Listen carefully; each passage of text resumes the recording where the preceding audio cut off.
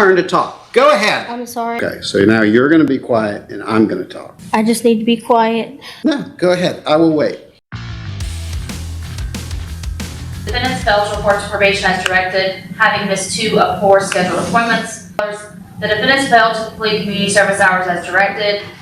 The defendants failed to comply with zero tolerance from November 20th, 2025 as ordered. Do you admit or deny the allegations that are being made? I admit. All right.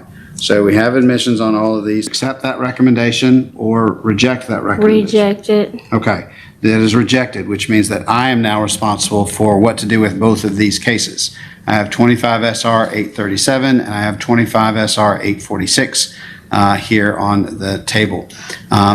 Ms. Plunkett, what is it you think I need to be, what is it you think the court's appropriate response should be to this situation? Well, my main issue for not being able to complete some of this is because I've been unable to work since May of 2024 due to me breaking my heel bone. And while I was incarcerated last year, I ended up getting a bone infection in my leg because of not getting proper treatment for my foot. And whenever I got out, I was given a recommendation without a fair hearing. So I just had Shut up. to take it so I could get back to a doctor to see about my ankle, you know, and I had to have another surgery. I just don't have any income, and I just sold my car for $350 just so I could get some money to complete. Tell me how you were denied access to a fair hearing. Because I was given a court date. I was in jail, and they just gave me a surprise court date one morning, and I didn't know I was going to court, and they just had a recommendation for me to be either take it and get out or take a chance on sitting there, and I needed to get back to my doctor and get seen about so I could get luckily my doctor said if it had been any longer, I would have lost my leg from just below my knee. And my next appointment is the 16th of this month. And you're saying that set of facts you just provided is the basis for your statement that you were denied a fair hearing? It was at this moment that she knew. She fucked up. Yeah, that I was I could sit there and wait, I guess however long it would have taken. I was there almost 4 months. You were in on 4 months without a hearing? Yeah, I was there for 4 months. I didn't have a hearing. That sounds extraordinary. Well, I didn't have a hearing. I just was given the recommendation, and I was told either I could take it or not.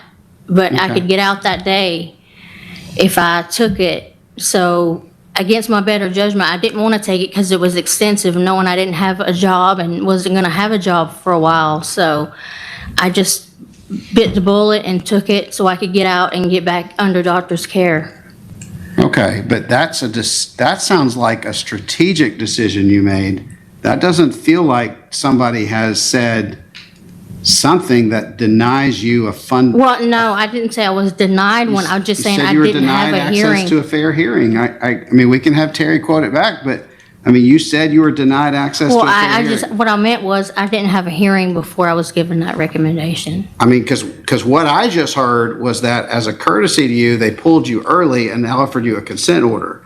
Yeah, That's because what they weren't, I had to give an MRI for my foot, and they sent me to the hospital, and my insurance wouldn't pay for it. So that next morning actually is whenever I was given this recommendation to get out. And I'm still under care of my surgeon. She hasn't released me yet to be able to walk back on my foot fully yet. I mean, you're coming in here, but I need to say out loud, these are not nothing cases. 25 SR 837 is a battery family violence. Right. It's one of the highest, please don't interrupt me. It's one of the highest cases that we have. 25 SR 846 is a simple battery under the Family Violence Act, which is also one of the more serious cases in this court. Well, if you look at my record, I haven't had any charges, or I haven't never been convicted of any simple battery. The last time I was charged with that was the last time I was married. I've been divorced since November 27, 2011. I haven't had any charges, and honestly, This relationship I've been in has been abusive for the last 10 years, and that was the first time I called the police on him, and then I ended up going. Okay. I mean, you can look at my criminal record and see that I'm not a battery person. I haven't never been convicted of any battery at all. And now this has caught me at a really bad time to where I can't, do anything to help myself in this situation, and I don't have anybody to turn to help me with money. And if I have to go, if I could please, possibly go on the weekends so I could still get to my doctor's appointments. Okay. All right, ma'am, anything else you want to tell me? I'm just worried if I have to go, what am I supposed to do? Like, I won't be able to get to my doctor, so how am I going to be able to know about the condition of my foot? And Spalding County inmates are provided medical care. yeah, I'm well aware of that. Okay. Anything else, ma'am? No, sir. Okay. So the evidence is closed. Ms. Pluckett, what I need you to know and why you're sensing like frustration from me is I kept waiting to hear you accept any level of responsibility. And I heard no. Well, I'm sorry. I gave you a full hearing. I circled back to you on several occasions and said, is there anything else you want me to know? So that was not an invitation, ma'am, for you to interrupt me and tell me your opinion about my opinion. Your opinion of my opinion is irrelevant to me. Are we clear? Yes, sir. So I'm going to be quiet now, and you're going to tell me all the rest of the stuff you need to tell me, and then I'm going to talk. Go ahead. I'm just nervous. I apologize. I don't really know what else to say right now. Okay. Anything else you want to say before I start talking and you agree not to interrupt me? I just put myself on the mercy of the court. Okay. Last chance. Anything else? And I'll take full responsibility for everything that was said. I didn't mean to ignore that or put that off. I'm just nervous. I'm sorry. Okay. All right. Anything else before I do my talking? No, sir. Okay, so now you're going to be quiet and I'm going to talk. Fair enough? Mm-hmm. All right. That was a yes. Yes, sir. Okay. I kept waiting for her to accept responsibility for anything. I mean, she did admit to the violations, but I kept waiting to hear how she was going to make these things right. And instead, I heard a litany of that she was denied access to a fair hearing, she was called up and caught off guard, and I'm looking at these documents. So each time you're referencing an event that happened in your life, there was a piece of paperwork that was created from that event. And I'm looking at it. And I'm looking at that you were represented in this case. You were represented when you entered this plea. And in both cases, and I'm addressing both cases. I'm just addressing both cases. Oh, you want to talk again? You go right ahead, ma'am. This is clearly your turn to talk. Go ahead. I'm sorry. No, say whatever it is you want to say. You clearly need me to understand something that you don't think I understand. I apologize, Your Honor. No, go ahead. I will wait. I just keep messing up. I'm sorry. Yeah. That's exactly what is happening here, because I have spent this whole morning, at every break, looking at your case and trying desperately to find a way not to go to jail. I need you to understand that since 9 o'clock this morning, I have looked at your case no less than 3 times, trying to find a pathway for me to feel comfortable as the judge of this court to not put you in jail.